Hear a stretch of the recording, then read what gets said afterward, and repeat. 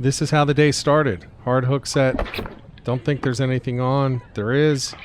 Reel it in. And what do you have? A small dogfish. Little tiny shark. But as the day goes on, the fish get bigger, and so do the sharks.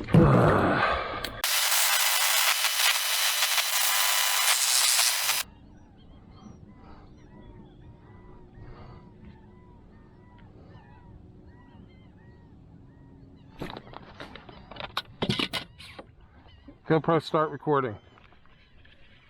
It's a simple plan for the day. I'm going to hit the backwaters. I'm going to try to fish really shallow, check out the sounds and some creeks and see what I can find back there.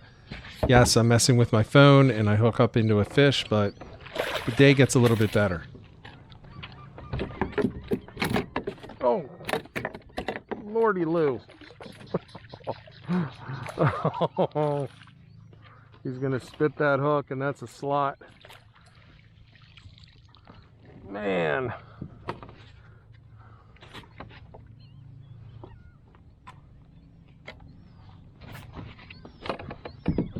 Oh boy.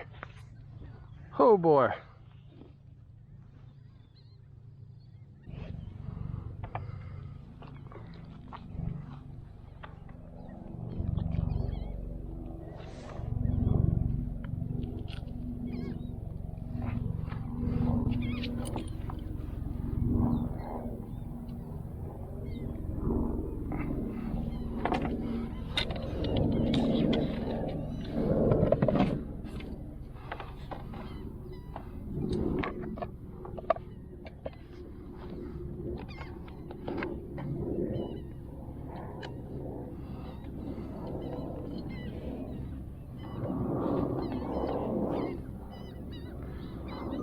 $17 3/4. 17 3/4 is a keeper fish in the state of New Jersey this year. It's in the slot 17 to under 18. And I usually don't show this part, and this is where I'm going to put it on the stringer. I'm going to bleed it. You can see it was already nicked in the gills when I put the stringer on it. And I'm going to do a little better job. I'm going to cut the throat. I'm going to hang it over the side, make sure the blood is coming out into the water, and just going to let it go and move on to the next fish. But this whole part becomes important in a couple minutes. I'm not going to narrate this clip, but just watch the screen and look at the arrows.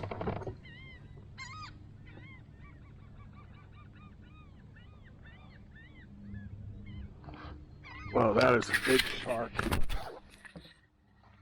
That is a big shark. Man. Wanted to get the camera in the water. Did not work.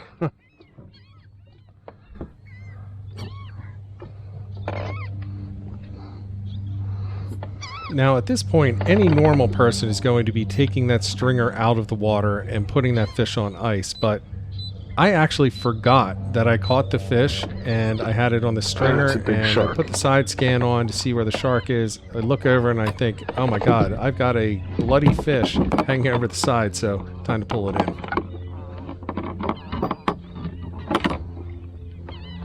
Time for you to come in.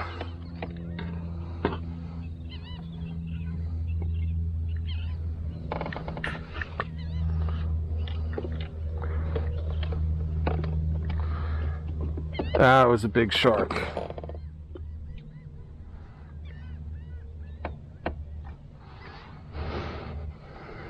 All right.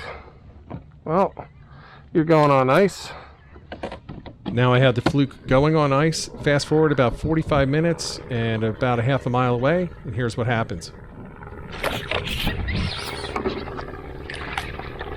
Whoa! Oh man, GoPro, start recording. Good God. That's insane.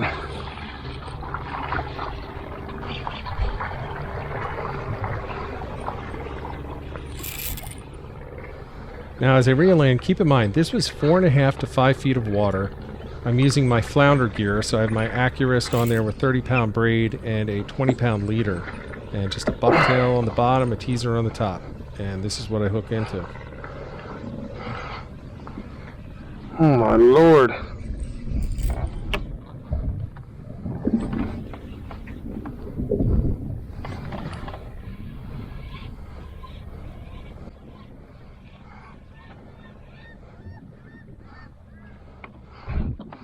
Now let me point out in this part, I'm actually using the kayak to help fight the fish. So I have the tension on it and it's swinging around behind me and I'm holding the rod tip out really far and keeping the pressure on. I'm actually thumbing the reel quite often to keep the pressure on so it's not peeling line. And I'm using that to actually turn the kayak back into the current. Oh, that is a shark. Oh my Lord.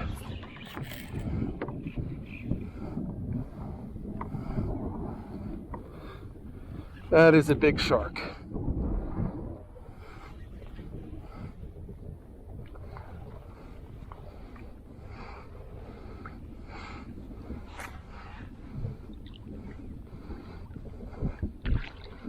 Oh man.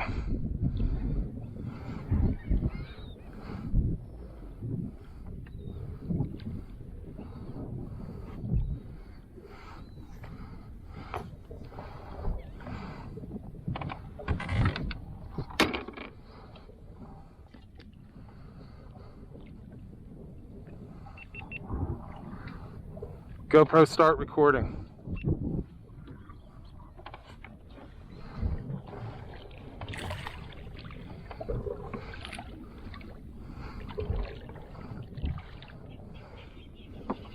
That's some teeth.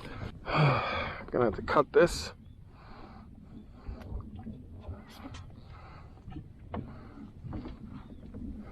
This is always the most difficult part of landing a shark in a kayak is when you bring it right up next to the boat. Now, I did cut out some parts there where I let it take a couple of extra runs.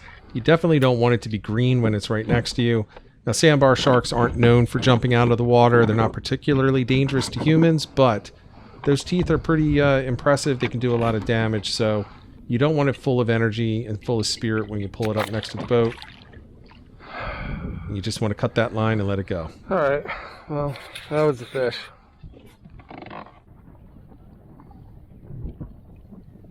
Now I head out of these shallow creeks and back out towards some larger channels, deeper channels, and start looking for flounder again.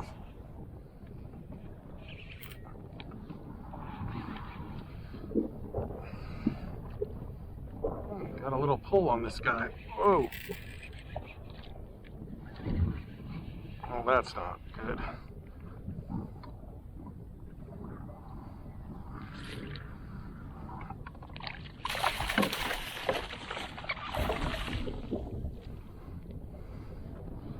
Oh boy. And that reaction was because it spit the hook as soon as it was in the net.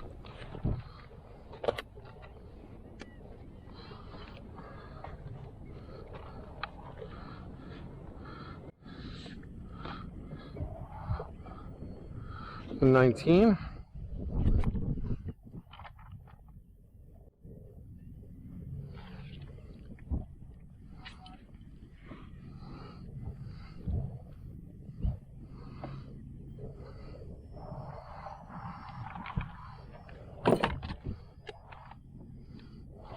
Heading back up for another drift, I see Mike, who is a subscriber to this channel, so we share a little bit of information.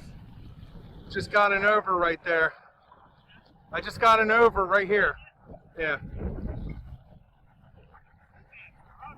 I know.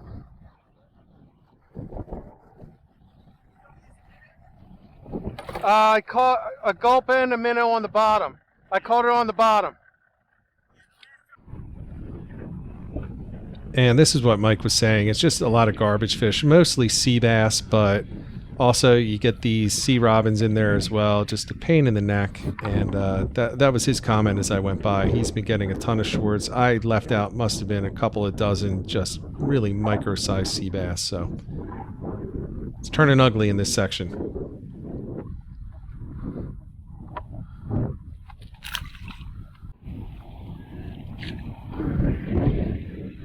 And no day is truly complete without one of my favorite fish to catch, a weakfish.